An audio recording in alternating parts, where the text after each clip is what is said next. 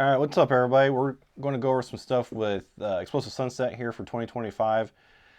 Just as a fresh reminder that in about 2 weeks, roughly, the ticket prices will go up on the 1st of March, and then on March 15th, we will stop selling tickets. We're almost sold out right now, as it is. We're just waiting for a couple teams to finish buying all their tickets, and then we may add more. So. All right, what do we got going on? Darren and Blooper. So what's the time frame for this event that we have? All right, so our time frame is basically we're going to be there at 8 a.m. and we're going to open up and we're going to finish any registration stuff that we need to get done.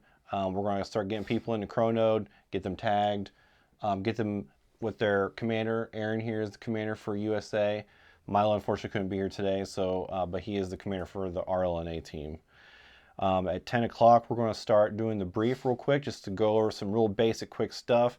And then we're going to release to your commanders where they'll give you a more specific brief on your team stuff. 11 o'clock, we're going to get started with the games. We'll get you down. We're hoping we'll get them down there on the field at their starting positions by 11 to 11:30-ish, somewhere around there. Then we'll have a ceasefire at 1:30.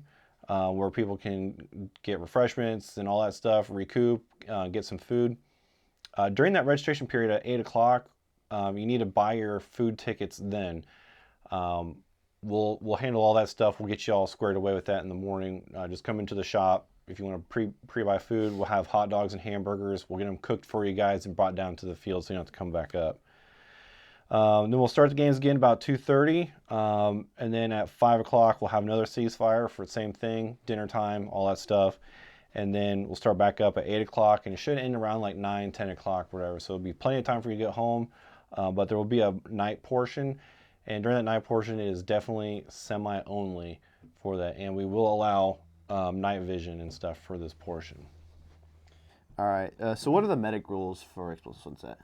The medic rules. So you're going to get 2 buddy aids, which means you can have technically 3 deaths, but on your last death, you have your 3-minute bleed out, and then you walk back to your nearest occupied zone that you have control over.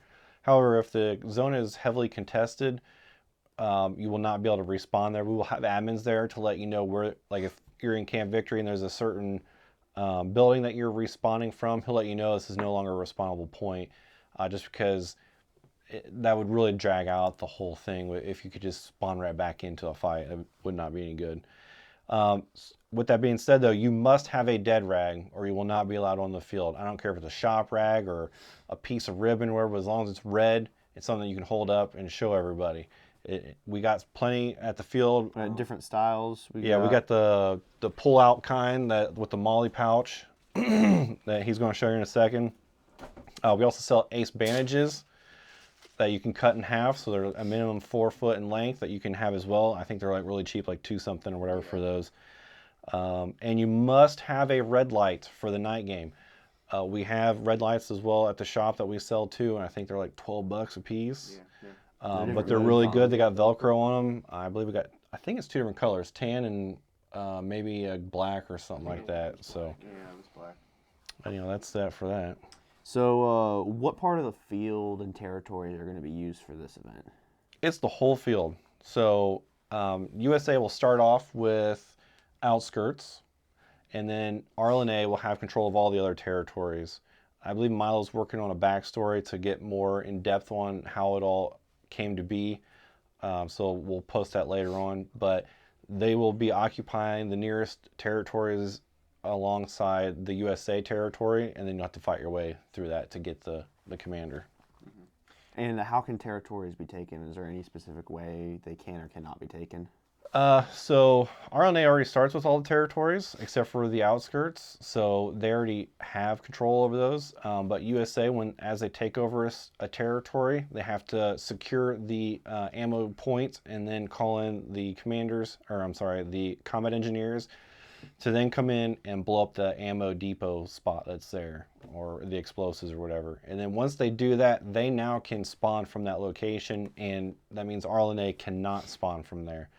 However, RLNA can retake over that spot, but they cannot spawn there. So your only spawn locations are for RLNA are the ones that they control, unless you know, the USA side takes it over, and then it's no longer a spawnable point. But you can reoccupy. That's the thing. Yeah, the point is for RLNA to get slowly pushed back throughout the day so US can eventually take over. Yeah, and outskirts RLNA cannot step into. That's a non-takeover point and stuff like that.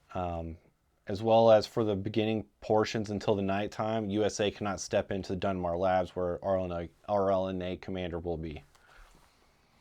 All right, Blooper, you got anything else you want to add for this event? Any advice for Discord or squads or anything to that nature? Yes, on the Discord, we have the commanders who are creating our battle plan, organizing squads, keeping everybody situated and organized that way. I'm currently writing up an Excel sheet that will have all squad names, all channels used for radio comms and all that stuff. So definitely get on our Discord so I can get you added to your respective chat for the channel for mission prep. Yeah. Once you get your ticket, if there's any left at this point, reach out to Darren or Blooper, and they'll get you situated with any of that.